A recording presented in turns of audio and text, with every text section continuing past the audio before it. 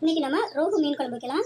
அதுக்கு தேவையான பொருட்கள்: வெங்காயம், பச்சை மிளகாய், கருவேப்பிலை, தக்காளி 2 தக்காளி பொடியை அரிஞ்சு வச்சுருக்குது, புளி, அரைச்சி ஊற்றுறதுக்கு தேங்காய் கூட, சோம்பு, மிளகாய் பொடி. நம்ம எண்ணெய் ஊற்றி வச்சுருக்குறோம். கடுகு, வெந்தயம், கொஞ்சம் சீரகம், கொஞ்சம் கருவேப்பிலை, தேவையான அளவு வெங்காயம், பச்சை மிளகாய் நல்லா வதக்கிக்கலாம். 2 தக்காளி பொடியை நல்லா அரிஞ்சு வச்சுருக்குது, அதையும் சேர்த்துக்கிடுவோம். வெங்காயம் தக்காளி நல்லா வதங்கிடுச்சு. இது கூட குழம்புக்கு தேவையான மிளகா அப்படி போட்டு ஒரு வதக்கிக்கிடுவோம்.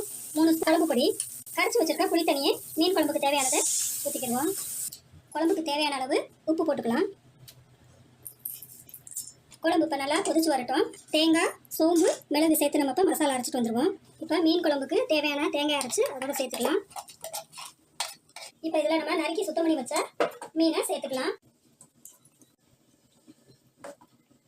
குழம்பு நல்லா கொதிச்சு வந்துருச்சு. மீன் குழம்பு இப்போ ரெடி.